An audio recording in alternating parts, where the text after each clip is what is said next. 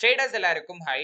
Indian stock market சீரிஸோட first மாடியூலோட chapter 1ல நம்ம ட்ரேடிங் அண்ட் இன்வெஸ்ட்மென்ட் பத்தி டீடைல்டா பார்த்திருப்போம். அண்ட் அது ரெண்டையுமே நம்ம கம்பேரும் பண்ணி பார்த்திருப்போம். சோ தட் அதுல எது உங்களுக்கு சூட் ஆகும் அப்படிங்கறத உங்களால டிசைட் பண்ண முடியும். Chapter 2 financial market. இந்த சாப்டர்ல நம்ம ஃபைனான்சியல் மார்க்கெட் பத்தியும் அதுல இருக்கிற டிஃபரெண்ட் மார்க்கெட் செக்மெண்ட்ஸ் அண்ட் அதுக்கு கீழ இருக்கிற டிஃபரெண்ட் ப்ராடக்ட்ஸ் பத்தியும் டீடைல்டா பார்க்கலாம். இந்த சாப்டரோட கோல் டிஃபரெண்ட் ப்ராடக்ட்ஸை பத்தி நீங்க தெரிஞ்சுக்கணும் அண்ட் அதை வச்சு எந்த ப்ராடக்ட் உங்களுக்கு சூட்டபிளா இருக்கும் அப்படிங்கிற டிசிஷனையும் நீங்க எடுக்கணும்.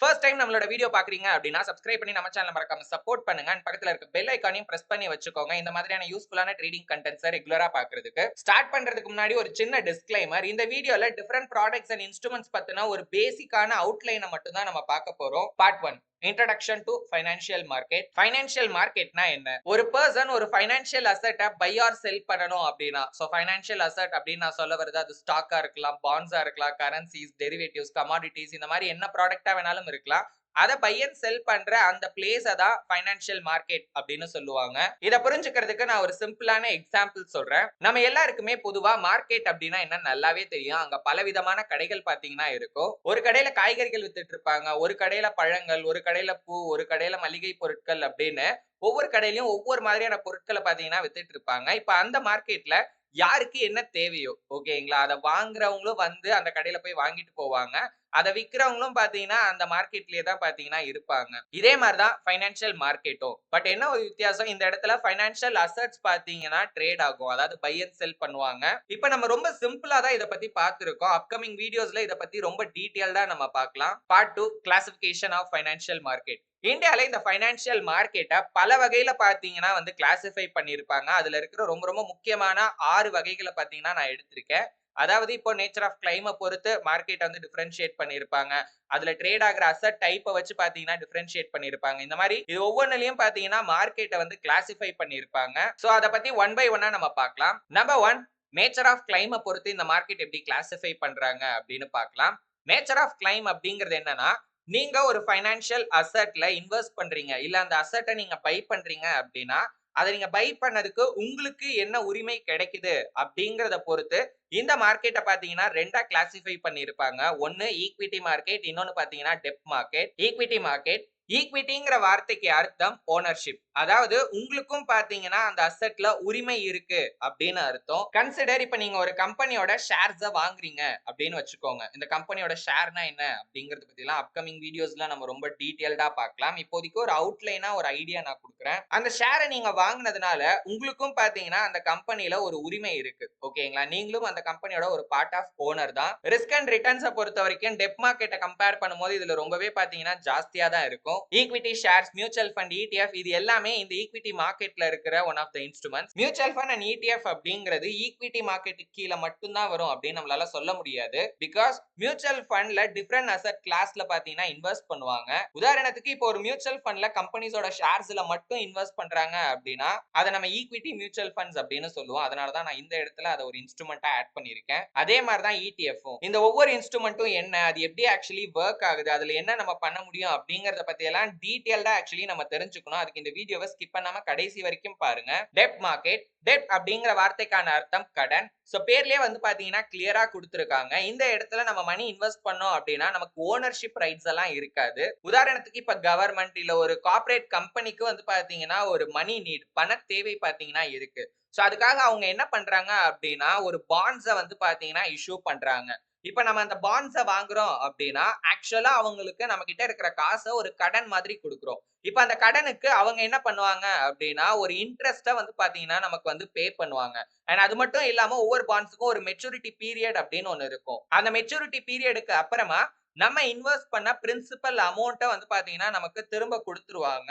சோ இதுலயே உங்களுக்கு புரிஞ்சிருக்கும். டெப்ட் மார்க்கெட்டை பொறுத்த வரைக்கும் நம்ம கிட்ட இருக்கிற சின்ன சின்ன மணியை வந்து பாத்தீங்கன்னா நம்ம கடனா வந்து அந்த பண தேவை இருக்கிறவங்களுக்கு கொடுக்குறோம். சோ அதுக்கு பதிலா அவங்க நமக்கு ரிட்டர்னா என்ன பண்றாங்கன்னா ஒரு பாண்டை வந்து பாத்தீங்கன்னா கொடுக்குறாங்க. சிம்பிளா சொல்லணும் அப்படின்னா டெப்ட் மார்க்கெட் இப்படிதான் ஒர்க் ஆகும். இதுல ரிஸ்க் அண்ட் ரிட்டர்ன்ஸை பொறுத்த வரைக்கும் பாத்தீங்கன்னா ஈக்விட்டியை கம்பேர் பண்ணும்போது இது கம்மி. பட் ஆனா இந்த மார்க்கெட்லயுமே வந்து ரிஸ்க் இருக்கு. ஏன்னா நிறைய பேர் என்ன நினைக்கிறாங்கன்னா டெப்ட் மார்க்கெட் வந்து கொஞ்சம் சேஃபான செக்மெண்ட் அப்படின்னு நினைச்சிட்டு இருக்காங்க. பட் அப்படிலாம் கிடையாது. இந்த மார்க்கெட்லயும் நமக்கு சில ரிஸ்க் இருக்கு. ஆனா அது ஈக்விட்டியோட கம்பேர் பண்ணும்போது கொஞ்சம் கம்மின்னு தான் சொல்லணும். இந்த மார்க்கெட்ல bonds, debenture, certificate of deposit, commercial papers, government செக்யூரிட்டிஸ்ல treasury bill, government bonds, non convertible debentures இந்த இன்ஸ்ட்ருமெண்ட்ஸ் எல்லாமே பாத்தீங்கன்னா ட்ரேட் ஆகும். இப்போ இந்த ஈக்விட்டி மார்க்கெட்டுக்கும் டெப் மார்க்கெட்டுக்கும் என்ன வித்தியாசம் அப்படிங்கறத ஒரு சின்ன எக்ஸாம்பிள் வச்சு நான் சொல்றேன். கன்சிடர் உங்க ஃப்ரெண்ட் ஒருத்தர் இருக்காரு, அவர் வந்து ஒரு துணிக்கடை ஆரம்பிக்க போறாரு அப்படின்னு வச்சுக்கோங்க. அந்த பிசினஸ்க்கு இனிஷியலா ஒரு இன்வெஸ்ட்மெண்ட் 5 லட்சம் ரூபாய் தேவைப்படுது. உங்க ஃப்ரெண்ட் கையில 2.5 லட்சம் ரூபாய் பாத்தீங்கன்னா ரெடியா இருக்கு. பேலன்ஸ் 2.5 லட்சம் ரூபாய்க்கு அவரு லோன் வாங்க தயாரா இல்ல. அவர் அதுக்கு பதிலா உங்களை வந்து அப்ரோச் பண்றாரு அந்த மணிக்காக. உங்ககிட்டயும் வந்து ஒரு 2.5 லட்சம் ரூபாய் காசு இருக்கு அப்படின்னு வச்சுக்கோங்க. இப்ப நீங்க அந்த பிசினஸ்க்கு வந்து பாத்தீங்கன்னா இந்த 2.5 லட்சம் ரூபாயை இன்வெஸ்ட் பண்ண போறீங்க. 2 வகையா பண்ணலாம். ஒண்ணு, இப்ப நீங்க இந்த பிசினஸ்க்கு பாதி காசு நீங்க தான் போடுறீங்க. சோ அந்த பிசினஸ்ல நீங்க ஒரு பார்ட், அதாவது நீங்களும் ஒரு ஓனரா பாத்தீங்கன்னா ஆகலாம். சோ அந்த பிசினஸ்ல உங்களுக்கு 50% பாத்தீங்கன்னா ஓனர்ஷிப் கிடைக்கும். இந்த மாதிரி நீங்க பண்றீங்க அப்படின்னா நீங்க ஆக்சுவலி அந்த பிசினஸே பாத்தீங்கன்னா வாங்குறீங்க. ஓகே, அந்த பிசினஸ்ல உங்களுக்குன்னு பாத்தீங்கன்னா ஒரு உரிமை இருக்கு. சோ நீங்களும் அந்த பிசினஸ்ல one of the share holder. இல்ல உங்களுக்கு அந்த கிளாத்திங் பிசினஸ்ல எல்லாம் வந்து பாத்தீங்கன்னா பெருசா இன்ட்ரெஸ்ட் இல்ல, பட் இருந்தாலும் உங்க ஃப்ரெண்டுக்கு நீங்க ஹெல்ப் பண்ணணும்னு நினைக்கிறீங்க அப்படின்னா நீங்க உங்க ஃப்ரெண்டுக்கு ஒரு லோன் மாதிரி கொடுக்குறீங்க. ஓகே, சோ உங்க ஃப்ரெண்ட் வந்து அந்த 2.5 லட்சம் ரூபாயை எவ்வளவு நாள்ல திருப்பி கொடுக்குறேன் அப்படின்ற அந்த டேட்டையும் சொல்லிடுறாரு. அதான் மெச்சூரிட்டி பீரியட் அப்படின்னு சொல்றாங்க. சோ கன்சிடர் இந்த இடத்துல ஒரு 3 வருஷம் நம்ம வச்சுக்கலாம். மச்சான் அந்த 3 வருஷத்துல நான் வந்து எப்படியாவது அந்த காசை வந்து உனக்கு ரிட்டர்ன் பண்ணிடுறேன் ஃபுல் அமௌண்ட் அப்படிங்கிறாரு. இப்ப 3 வருஷம் வரைக்கும் அவர் என்ன பண்ண போறாருன்னா அந்த மணிக்கு ஒரு வட்டி, ஓகேங்களா, ஒரு இன்ட்ரெஸ்ட் அமௌண்ட்டை மட்டும் ஒரு குறிப்பிட்ட பெர்சன்டேஜ் வந்து உங்களுக்கு பே பண்றாரு. சோ இப்ப இந்த ரெண்டாவது எக்ஸாம்பிள்ல நீங்க ஆக்சுவலி அந்த இடத்துல ஒரு கிரெடிட்டார், ஓகேங்களா, கடன் கொடுக்கிற ஒரு நபரா ஆக்ட் ஆகுறீங்க உங்க ஃப்ரெண்டுக்கு. இந்த ரெண்டாவது டிரான்சாக்ஷன்ல உங்களோட ப்ராஃபிட் என்ன அப்படின்னு பாத்தீங்கன்னா நீங்க இன்வெஸ்ட் பண்ற மணிக்கு, அதாவது நீங்க கடனா கொடுக்கிற மணிக்கு பீரியாடிக்கலி நீங்க வந்து ஒரு இன்ட்ரெஸ்ட் கலெக்ட் பண்றீங்க. அந்த இன்ட்ரெஸ்ட் அமௌண்ட் தான் நம்மளோட ப்ராஃபிட். இப்ப ஃபர்ஸ்ட் மெத்தடை எடுத்துக்கிட்டோம் அப்படின்னா இப்ப அந்த பிசினஸ் வந்து க்ரோ ஆகணும். ஓகேங்களா, இப்போ வந்து 5 லட்சம் ரூபாய் போட்டு இன்வெஸ்ட் பண்ணி நீங்க வந்து பிசினஸ் பண்ண ஸ்டார்ட் பண்ணிட்டீங்க. சோ உங்களோட ஃப்ரெண்டும் பாத்தீங்கன்னா நல்லாவே பிசினஸ் பண்ணிட்டு இருக்காரு. இப்ப பிசினஸோட வேல்யூ வந்து ஒரு 10 lakhs ஆகிருச்சு அப்படின்னா உங்களுக்கு அதுல 50% ஓனர்ஷிப் இருக்கு. ஓகேங்களா, ஏன்னா நீங்க அந்த பிசினஸ்ல 50% அமௌண்ட் இன்வெஸ்ட் பண்ணிருக்கீங்க. சோ இப்ப அந்த பிசினஸ்ல உங்களோட ஷேரை நீங்க செல் பண்ணீங்க அப்படின்னா கிட்டத்தட்ட அதோட வேல்யூ ஒரு 5 lakhs பாத்தீங்கன்னா இருக்கும். ஈக்விட்டி மார்க்கெட்டை பொறுத்த வரைக்கும் ப்ராஃபிட்ஸ் அப்படிங்கிறது இந்த மாதிரி தான் வரும். ஒருவேளை உங்க ஃப்ரெண்ட் பிசினஸ்ல வந்து பாத்தீங்கன்னா பெருசா வந்து முன்னேறவே இல்ல, சோ வந்து கண்டினியூஸா பிசினஸ் லாஸ் ஆகிட்டே இருக்கு அப்படின்னா அந்த இடத்துல நம்ம இன்வெஸ்ட் பண்ண மணியும் பாத்தீங்கன்னா லாஸ் ஆக சான்சஸ் இருக்கு. ஏன்னா ஆஸ் அ ஷேர் ஹோல்டரா நீங்க போயிட்டு அந்த கடையை பாத்தீங்கன்னா அதெல்லாம் இல்ல. ஷேர் ஹோல்டரோட வேலை பிசினஸ்க்கு மணி இன்வெஸ்ட் பண்றது மட்டும்தான். சோ அதனால நம்ம எந்த வேலையும் பார்க்க மாட்டோம். வேலையெல்லாம் பாக்குறது அந்த பர்சன், அதாவது உங்களோட ஃப்ரெண்டு தான். இப்ப அவரு அவரோட பிசினஸை எப்படி ரன் பண்றாருங்கிறத பொறுத்து தான் அந்த பிசினஸோட growth அப்படிங்கறதே இருக்கும். ஒருவேளை அவரு நல்லா பிசினஸ் பண்ணாருன்னா பிசினஸும் grow ஆகும். சோ நீங்க இன்வெஸ்ட் பண்ண மணியும் பாத்தீங்கன்னா அதோடயே grow ஆகும். இல்ல பிசினஸ் வந்து ரொம்ப மோசமா போயிட்டு இருக்கு அப்படின்னா நம்மளோட இன்வெஸ்ட்மெண்ட்டும் பாத்தீங்கன்னா அந்த இடத்துல கண்டினியூஸா லாஸ் ஆகிக்கிட்டே இருக்கும். இதனாலதான் ஈக்விட்டியை கம்பேர் பண்ணும்போது டெப் மார்க்கெட் வந்து கொஞ்சம் சேஃப் அப்படின்னு சொல்றது. ஏன் அப்படின்னு கேட்டீங்கன்னா இந்த இடத்துல பிசினஸ் என்ன நடந்தாலும் சரி 3 வருஷம் கழிச்சு உங்க ஃப்ரெண்ட் வந்து ப்ராமிஸ் பண்ண மாதிரி 2.5 லட்சம் ரூபாய் உங்களுக்கு கொடுக்குறேன் அப்படின்னு சொல்லி இருக்காரு. அது மட்டும் இல்லாம மாசமோ இல்ல 3 மாசத்துக்கு ஒரு தடவையா பாத்தீங்கன்னா வட்டியும் உங்களுக்கு கொடுக்குறேன் அப்படின்னு சொல்லி இருக்காரு. சோ அந்த இடத்துல கேஷ் ஃப்ளோ அப்படிங்கிற ஒண்ணு வந்து பாத்தீங்கன்னா அதாவது பணப்புழக்கம் அப்படிங்கிற ஒரு விஷயம் இருந்துகிட்டே இருக்கும். அப்படி பார்த்தா இது வந்து கம்ப்ளீட்டா சேஃபா இருக்க மாதிரி தானே ப்ரோ இருக்கு. இதுல என்ன ப்ராப்ளம் அப்படின்னா இப்ப இதே உங்க ஃப்ரெண்டால உங்களோட பணத்தை வந்து 3 வருஷம் கழிச்சு திரும்ப கொடுக்க முடியல அப்படின்னா என்ன ஆகும்னு கொஞ்சம் யோசிச்சு பாருங்க. அதாவது உங்களுக்கு ப்ராமிஸ் பண்ண மாதிரி 3 வருஷம் கழிச்சு உங்களோட பிரின்சிபல் அமௌண்ட் அந்த 2.5 லட்சம் ரூபாயை உங்களுக்கு திரும்ப கொடுக்கலனா இந்த மாதிரியான ரிஸ்க் எல்லாமே வந்து பாத்தீங்கன்னா இந்த டெப் மார்க்கெட்ல இருக்கு. அதே மாதிரி இன்ட்ரெஸ்ட் வந்து பே பண்ணல அப்படின்னா இல்ல இன்ட்ரெஸ்ட் வந்து கரெக்டான டைம்ல வந்து பே பண்ணல அப்படின்னா இது எல்லாமே வந்து பாத்தீங்கன்னா ரிஸ்க் ஃபேக்டருக்கு கீழே தான் வரும். அதனாலதான் பொதுவாவே பைனான்சியல் மார்க்கெட்ல ரிஸ்க் இன்வால்வ் ஆகிருக்கு அப்படின்னு சொல்லுவாங்க. அதாவது இதுல இருக்கிற எந்த இன்ஸ்ட்ருமெண்ட் நீங்க போனீங்கனாலுமே அதுக்குன்னு ஒரு ரிஸ்க் கண்டிப்பா இருக்கும். அதை பத்தி நீங்க கண்டிப்பா ஃபர்ஸ்ட் தெரிஞ்சுக்கிட்டு தான் அதுக்கப்புறம் அதுல நீங்க வந்து ட்ரேட் ஆர் இன்வெஸ்ட் பண்ணவே ஸ்டார்ட் பண்ணணும். நம்பர் 2, மெச்சூரிட்டி ஆஃப் கிளைம் பொறுத்து எப்படி இந்த பைனான்சியல் மார்க்கெட்டை கேட்டகரைஸ் பண்றாங்கன்னு பார்க்கலாம். மெச்சூரிட்டி ஆஃப் கிளைம் அப்படிங்கிறது இப்ப நீங்க ஒரு அசெட்ல இன்வெஸ்ட் பண்ணிட்டீங்க அப்படின்னா அதுல அந்த மெச்சூரிட்டி பீரியட் எவ்வளவு இருக்கு அப்படிங்கறத பொறுத்து இந்த மார்க்கெட்டை வந்து பாத்தீங்கன்னா கிளாசிஃபை பண்ணிருப்பாங்க. அதாவது நீங்க வந்து மணியை இன்வெஸ்ட் பண்ணிட்டீங்க, எப்ப உங்களோட இன்வெஸ்ட்மெண்ட் வந்து பாத்தீங்கன்னா திரும்ப வரும் அப்படிங்கறத பொறுத்து 2 வகையா பாத்தீங்கன்னா இந்த மார்க்கெட்டை ஸ்பிளிட் அப் பண்ணிருப்பாங்க. ஒன்னு மணி மார்க்கெட், இன்னொன்னு பாத்தீங்கன்னா கேபிட்டல் மார்க்கெட். மணி மார்க்கெட்டை பொறுத்த வரைக்கும் இதுல வந்து நம்மளோட மெச்சூரிட்டி பீரியட் அப்படிங்கிறது 1 இயர் தான் மேக்ஸிமம் நான் சொல்றேன். சோ 1 இயருக்கு கம்மியா எவ்வளவு டேஸ் வேணாலும் இருக்கலாம். இது எல்லாமே மணி மார்க்கெட் இன்ஸ்ட்ருமெண்ட்ஸ் அப்படின்னு சொல்லுவாங்க. ஏன்னா இது எல்லாத்தோட காமன் மெச்சூரிட்டி பீரியட் பாத்தீங்கன்னா less than 1 இயர் தான் இருக்கும். பட் ஆனா எல்லாத்தோட மெச்சூரிட்டி பீரியடுமே ஒரே மாதிரி இருக்காது. ஏன்னா ஒரு சில இன்ஸ்ட்ருமெண்ட்ஸ்க்கு மெச்சூரிட்டி பீரியட் வந்து பாத்தீங்கன்னா ரொம்பவே ஷார்ட் டேர்மா இருக்கும். அதாவது 91 டேஸ் அந்த மாதிரிலாம் இருக்கும். ஒரு சிலதுக்கு வந்து மெச்சூரிட்டி பீரியட் 3 மந்த்ஸ் 6 மந்த்ஸ் அப்படின்னு பாத்தீங்கன்னா சேஞ்ச் ஆகும். Next capital market. இந்த மார்க்கெட்ல மெச்சூரிட்டி பீரியடுங்கிறது 1 இயருக்கும் மேல இருக்கும். இந்த இன்ஸ்ட்ருமெண்ட்ஸ் எல்லாத்துக்குமே காமனா மெச்சூரிட்டி பீரியட் அப்படிங்கிறது 1 வருஷத்துக்கு மேல இருக்கும். ஒரு சில டெப்த் இன்ஸ்ட்ருமெண்ட்ஸ்க்கு எல்லாம் 7 வருஷம் வரைக்கும் எல்லாம் மெச்சூரிட்டி பீரியட் பாத்தீங்கன்னா இருக்கும். நம்பர் 3 டைமிங் டெலிவரிய பொறுத்து ஃபைனான்சியல் மார்க்கெட் எப்படி கிளாசிஃபை பண்றாங்க அப்படின்னு பார்க்கலாம். டைம் ஆஃப் டெலிவரி அப்படிங்கிறது இப்ப நான் ஒரு அசெட்ட பை ஆர் செல் பண்றேன் அப்படின்னா அந்த செட்டில்மெண்ட் ப்ராசஸ் ஓகேங்களா, அந்த டெலிவரிக்கு எவ்வளவு டைம் ஆகும் அப்படிங்கறத பொறுத்து இந்த ஃபைனான்சியல் மார்க்கெட்டை cash market and derivatives market அப்படின்னு ரெண்டா பாத்தீங்கன்னா கிளாசிஃபை பண்ணிருப்பாங்க. கேஷ் மார்க்கெட் இத ஸ்பாட் மார்க்கெட் அப்படின்னு சொல்லுவாங்க. இதுல டெலிவரி டைமிங் அப்படிங்கிறது நம்ம பை ஆர் செல் பண்ணதுக்கு அப்புறம் மோஸ்ட்லி 1 or 2 டேஸ்ல வந்து பாத்தீங்கன்னா செட்டில்மெண்ட் கம்ப்ளீட் ஆகிரும். அதாவது இப்ப நான் வந்து ஒரு ஷேர வந்து நான் வாங்குறேன் அப்படின்னா அந்த ஷேருக்கான ஃபுல் அமௌண்ட்ட பாத்தீங்கன்னா நான் பே பண்றேன். இப்ப பே பண்ணதுக்கு அந்த அசெட் அந்த ஷேர் அப்படிங்கிறது என்னோட டிமேட் அக்கவுண்ட்ல 1 or 2 டேஸ்ல வந்து பாத்தீங்கன்னா மோஸ்ட்லி கிரெடிட் ஆகிரும். அண்ட் நம்ம பை பண்ண உடனே நம்மளுக்கு ஓனர்ஷிப் ரைட்ஸும் பாத்தீங்கன்னா கிடைச்சிரும். டெரிவேட்டிவ்ஸ் மார்க்கெட் இந்த மார்க்கெட்ல டெலிவரி அப்படிங்கிறது ஃபியூச்சர் டேட்ல தான் நடக்கும். கன்சிடர் இப்ப நான் வந்து ஒரு கம்பெனியோட ஒரு 100 ஷேர்ஸ வாங்கணும்னு நினைக்கிறேன். ஆனா எனக்கு வந்து இன்னைக்கு அந்த ஷேர்ஸ் வேணாம், ஃபியூச்சர்ல ஒரு பர்టిక్యులர் டேட்ல அதாவது ஒரு மாசம் கழிச்சு ஒரு குறிப்பிட்ட டேட்ல வந்து அந்த ஷேர்ஸ வாங்கிக்கலாம் நான் நினைக்கிறேன். பட் ஆனா எனக்கு இன்னைக்கு ரேட்டுக்கே அந்த ஷேர்ஸ் வேணும். சோ அதனால நான் என்ன பண்றேன்னா அந்த கம்பெனியோட ஃபியூச்சர் கான்ட்ராக்ட்ஸ வந்து பாத்தீங்கன்னா வாங்குறேன். இப்ப அந்த கம்பெனியோட ஃபியூச்சர் கான்ட்ராக்ட்ஸ செல் பண்ற ஒரு பெர்சன் கூட நான் ஒரு அக்ரிமெண்ட்க்கு வரேன். இப்ப அந்த கம்பெனியோட ஷேர் வந்து ஒரு 100 ரூபாய்க்கு ட்ரேட் ஆகிட்டு இருக்கு அப்படின்னா அதுல இருந்து கொஞ்சம் வேல்யூ இன்கிரீஸ் பண்ணி ஓகேங்களா, ஒரு 102 ரூபாய்க்கு நான் அந்த 100 ஷேர்ஸ வந்து பாத்தீங்கன்னா இன்னைக்கு நான் வாங்கிட்டேன். சோ ஆக்சுவலா அந்த கம்பெனியோட ஷேர்ஸ நான் வாங்கல. அதாவது அந்த இடத்துல எனக்கு ஓனர்ஷிப் ரைட்ஸ் எல்லாம் கிடையாது. பட் அந்த 100 ஷேர்ஸ்க்கு ஈக்குவலன்ட்டான கான்ட்ராக்ட்ட நான் வாங்கி வச்சிருக்கேன். இப்போ 1 மாசம் கழிச்சு ஓகேங்களா, சோ ஒரு குறிப்பிட்ட டேட்ல நான் அத வாங்கிக்கிறேன்னு சொன்னேன் இல்லீங்களா, அதுதான் எக்ஸ்பைரி டேட் அப்படின்னு சொல்லுவாங்க. அந்த டேட்ல இப்ப நான் எதிர்பார்த்தது 1 மாசம் கழிச்சு அந்த ஷேரோட பிரைஸ் ஏறும் அப்படிங்கிறது தான். ஒருவேளை இப்ப நான் நினைச்ச மாதிரி ஏறி இருந்துச்சு அப்படின்னா சோ நான் ஆல்ரெடி வந்து 102 ரூபாய்க்கு வாங்கிட்டேன். ஓகே 102 ரூபாய்க்கு இப்ப என்கிட்ட வந்து 100 ஷேர்ஸ் வாங்குனதுக்கான கான்ட்ராக்ட் இருக்கு. ஓகே எனக்கு அத ஒரு பெர்சன் செல்லும் பண்ணியிருக்காரு. 1 மாசம் கழிச்சு இப்ப அந்த கம்பெனியோட ஷேர் 120 ரூபாய் இருந்தாலும் எனக்கு அந்த ஷேர்ஸ் வந்து 102 ரூபாய்க்கு கிடைக்கும். ஓகேங்களா, ஏன்னா ஆல்ரெடி நான் ஒரு கான்ட்ராக்ட் போட்டுட்டேன்.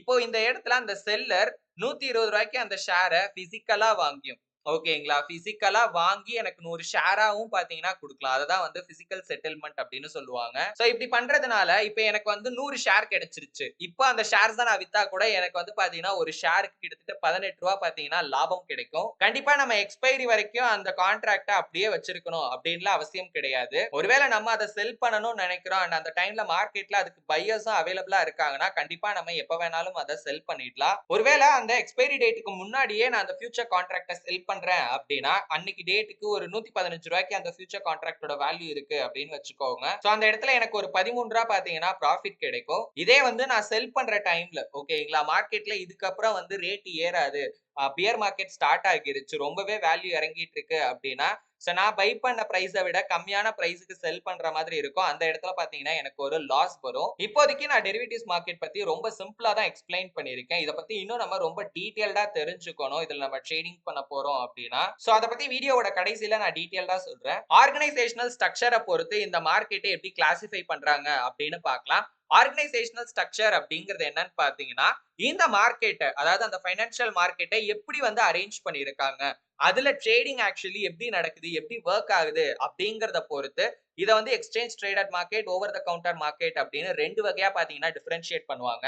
எக்ஸ்சேஞ்ச் ட்ரேடட் மார்க்கெட்டை பொறுத்த வரைக்கும் நம்ம இப்போ ஒரு அசெட்டை பை ஆர் செல் பண்றோம் அப்படின்னா அது ஒரு ஸ்டாக்கா இருக்கலாம், ஃபியூச்சர்ஸ் அண்ட் ஆப்ஷன்ஸ் கான்ட்ராக்டா இருக்கலாம், அது என்னவா வேணாலும் இருக்கலாம். அந்த டிரான்சாக்ஷன் அப்படிங்கிறது ஒரு சென்ட்ரல் எக்ஸ்சேஞ்ச் மூலியமா தான் நடக்கும். அதாவது இப்ப நான் வந்து ஒரு ஷேரை வாங்குறேன், நீங்க வந்து ஒரு ஷேரை விக்கிறீங்க அப்படின்னா நான் வந்து டைரக்டா உங்ககிட்ட இருந்து வாங்கிக்க முடியாது. ஓகேங்களா, சோ நம்ம ரெண்டு பேருமே காமனா ஒரு எக்ஸ்சேஞ்ச் மூலியமா தான் இந்த டிரான்சாக்ஷனை பாத்தீங்கன்னா கம்ப்ளீட் பண்ண முடியும். நம்மளோட இந்தியால ரெண்டு காமனான ஸ்டாக் எக்ஸ்சேஞ்சஸ் இருக்கு. ஒன்னு என்எஸ்சி, இன்னொன்னு பிஎஸ்சி. நேஷனல் ஸ்டாக் எக்ஸ்சேஞ்ச், இன்னொன்னு பாம்பே ஸ்டாக் எக்ஸ்சேஞ்ச். இப்போ நம்ம ஒரு கம்பெனியோட ஷேர்ஸை பை ஆர் செல் பண்றோம் அப்படின்னா அந்த டிரான்சாக்ஷன் ஒன்னு என்எஸ்சி மூலியமா பண்ணுவோம், இல்ல பிஎஸ்சி மூலியமா பாத்தீங்கன்னா பண்ணுவோம். பட் ஆனா நம்மளால டைரக்டா போயிட்டு நேஷனல் ஸ்டாக் எக்ஸ்சேஞ்ச்லயோ பாம்பே ஸ்டாக் எக்ஸ்சேஞ்ச்லயோ போயிட்டு ஒரு ஷேர்ஸை வாங்கவோ விற்கவோ முடியாது.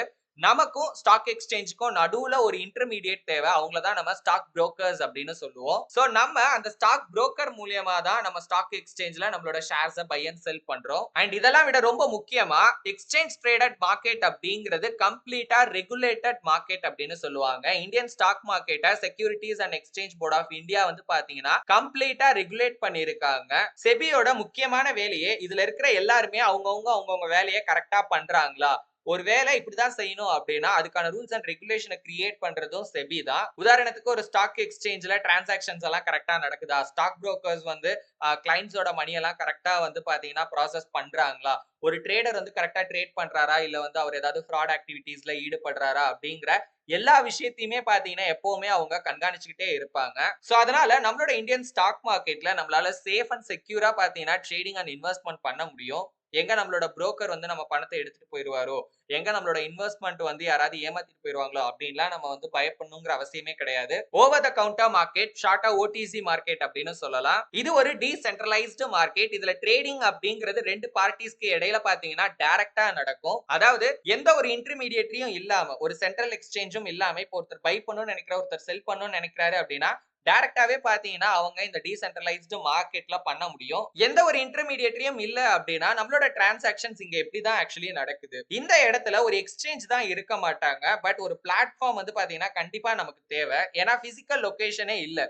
இப்ப நான் பை பண்ண தயாரா இருக்கேன். எனக்கு ஒருத்தர் வந்து செல் பண்ணணும். அப்பதான் என்னால வந்து பாத்தீங்கன்னா அந்த அசெட்ட வாங்கவே முடியும். இப்ப செல்லர் எங்க இருக்காங்கன்னு என்னால எப்படி தெரிஞ்சுக்க முடியும்? சோ அதனால இந்த டிரான்சாக்ஷன்ஸ் எல்லாமே எலக்ட்ரானிக் நெட்வொர்க், சிம்பிளா சொல்லணும்னா ஆன்லைன் மூலியமா தான் பாத்தீங்கன்னா நடக்கும். அந்த எலக்ட்ரானிக் நெட்வொர்க் மூலியமா பை அண்ட் செல் பண்றவங்க டைரக்டாவே அவங்களுக்குள்ள வந்து பாத்தீங்கன்னா வந்து அந்த டிரான்சாக்ஷனை கம்ப்ளீட் பண்ணிப்பாங்க. இத கேக்குறப்ப ரெண்டுக்குமே எந்த வித்தியாசமும் இல்லையே ப்ரோ, இங்க வந்து எக்ஸ்சேஞ்ச் இருக்காங்க, இங்க அந்த எக்ஸ்சேஞ்சுக்கு பதிலா ஒரு பிளாட்ஃபார்ம் இருக்காங்க, அவ்வளவுதானே வித்தியாசம் அப்படின்னா அப்படி கிடையாது. சோ ஒரு எக்ஸ்சேஞ்ச் ட்ரேடட் மார்க்கெட்ல இப்போ ஒரு அசெட்டை நம்ம வாங்குறோம்னா அந்த ஆர்டர் எப்படி ஆக்சுவலி ப்ராசஸ் ஆகுது அப்படிங்கிற ஒரு விஷயம் இருக்கு.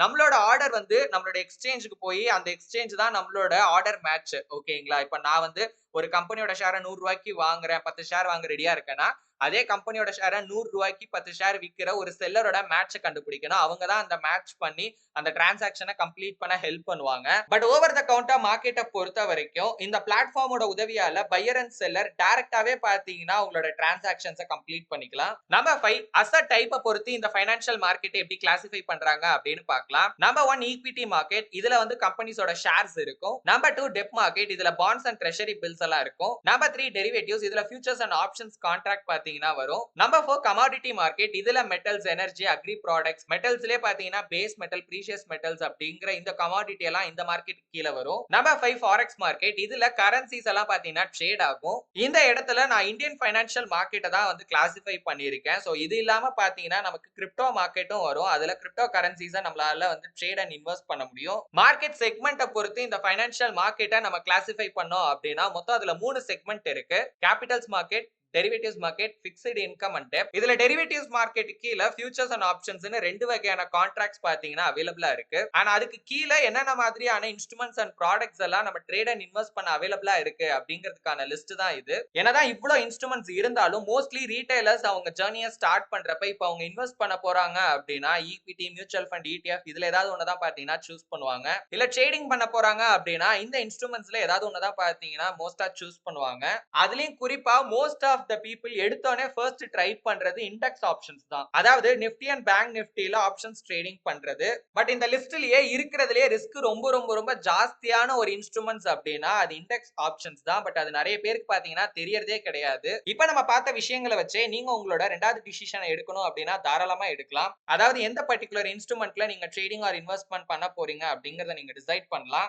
பிகாஸ் இந்த வீடியோல எங்களோட கோல் என்னென்ன மாதிரியான செக்மெண்ட் அண்ட் என்னென்ன மாதிரியான ப்ராடக்ட்ஸ் இருக்கு அப்படிங்கறத நீங்க தெரிஞ்சுக்கணும் அப்படிங்கிறது மட்டும் தான். ஃபர்ஸ்ட் மாடியூல் இதோட முடிஞ்சிருச்சு. பட் இது மட்டுமே போதாது. அந்த பர்టిక్యులர் இன்ஸ்ட்ருமெண்ட்ல நீங்க ட்ரேடிங் ஆர் இன்வெஸ்ட்மெண்ட் பண்றதுக்கு இன்னும் அதுல இருக்கிற பேசிக்கான விஷயங்கள் எல்லாத்தையுமே பாத்தீங்கன்னா நீங்க தெரிஞ்சுக்கணும். அதனால தான் அத நாங்க 5 சீரிஸா பாத்தீங்கன்னா ஸ்ப்ளிட் அப் பண்ணியிருக்கோம். இதுல இருக்கிற ஒவ்வொரு சீரிஸ்லயும் அந்த பர்టిక్యులர் இன்ஸ்ட்ருமெண்ட்ட பத்தி டீடைல்டா பாத்தீங்கன்னா கவர் பண்ண போறோம். சோ நம்மளோட செகண்ட் மாடியூல்ல நம்ம ஈக்விட்டியை பத்தி டீடைல்டா பார்க்கலாம். அதாவது நீங்க ஸ்டாக்ல ட்ரேடிங் இல்ல இன்வெஸ்ட்மெண்ட் பண்ண போறீங்க அப்படின்னா அதுக்கு முன்னாடி நீங்க என்னென்ன பேசிக்கான விஷயங்கள் எல்லாம் தெரிஞ்சு வச்சிருக்கணுமோ அது அது எல்லாத்தையுமே பாத்தீங்கன்னா இந்த மாடியூல்ல நாங்க கவர் பண்ண போறோம். இந்த சீரீஸை பொறுத்த வரைக்கும் வீக்லி ஒரு வீடியோ பாத்தீங்கன்னா அப்லோட் பண்ணுவோம். அந்த வீடியோவை நீங்க மிஸ் பண்ணாம பார்க்க நம்மளோட சேனலை மறக்காம சப்ஸ்கிரைப் பண்ணி பக்கத்துல இருக்க பெல் ஐகானையும் பிரஸ் பண்ணி வச்சுக்கோங்க. நீங்க ஸ்டாக் மார்க்கெட்ல ட்ரேடிங் ஆர் இன்வெஸ்ட்மெண்ட் பண்ற ஐடியால இருக்கீங்களா? எங்க இருந்து ஸ்டார்ட் பண்ணணும் அப்படிங்கிற கிளியர் ஐடியா இல்லாம இருக்கீங்கனாலும் சரி, இல்ல ப்ராப்பரா லேர்ன் பண்ணிட்டு அதுக்கப்புறம் பண்ணணும் அப்படிங்கிற ஐடியால இருக்கீங்கனாலும் சரி, கீழ டிஸ்கிரிப்ஷன்ல இருக்க கூகுள் ஃபார்மை ஃபில் பண்ணுங்க. நாங்க உங்களுக்கு சப்போர்ட் பண்றோம். இப்போ நீங்க பார்த்த இந்த வீடியோல உங்களுக்கு ஏதாவது டவுட்ஸ் இருக்கு அப்படின்னா அந்த டவுட் கீழ கமெண்ட்ல கேளுங்க.